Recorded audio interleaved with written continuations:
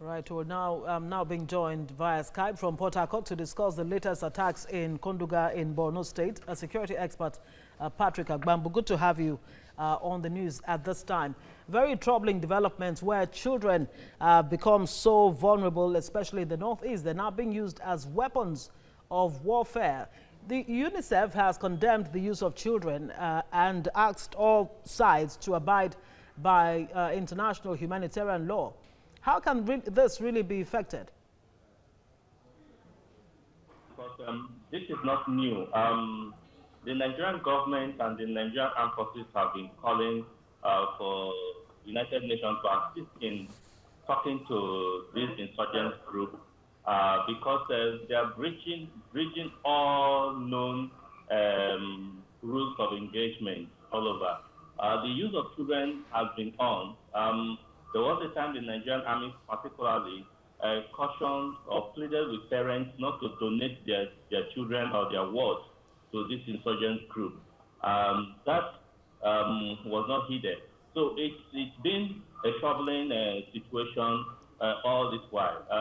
It started what happened recently, but it calls for vigilance by all, not just the armed forces, not just the Nigerian army, but by the communities themselves, making sure that strange faces are not allowed within their communities. Now, exactly how can these children be protected from being used as weapons of warfare? How do you reduce their vulnerability?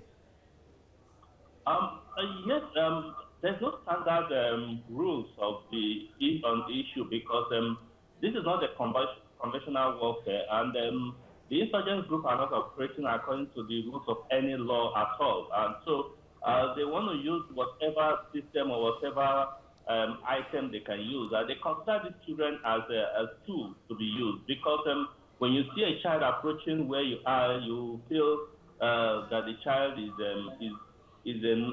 not a risky child. So you may not be afraid, may not be alarmed. And so they devise the means of using these children. Before now, we have had where they send some children, suicide bombers, to go even to markets, to motor parks, and detonate suicide bombers. So for some time it stopped, but now they have resumed it. I think we would seriously plead to them and plead to United Nations and all the humanitarian agencies to reach out and talk to them. Those who have their contacts will tell them that what they are doing is against all known laws, both the religious law or even the human laws.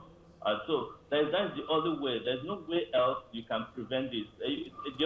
So how then can communities, especially in the Northeast, in places like Konduga, actually protect themselves from this? It's almost really saddening to actually say this, protecting themselves from children without profiling these children and causing even a more serious problem.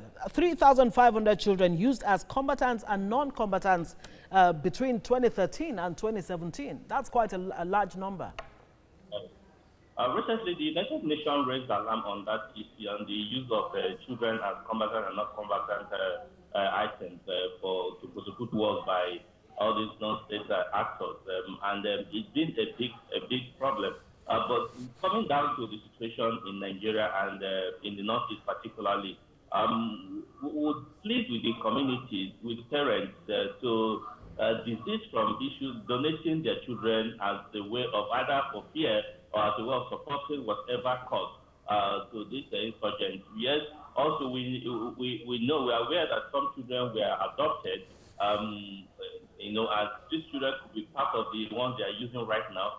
But it's also known that some children were given out to this insurgent group by parents and by their guardians. So we would want to plead to the community leaders in those areas, plead to the heads of agencies around there that they should persuade these parents not to do so. Then secondly, it calls for everybody to be vigilant.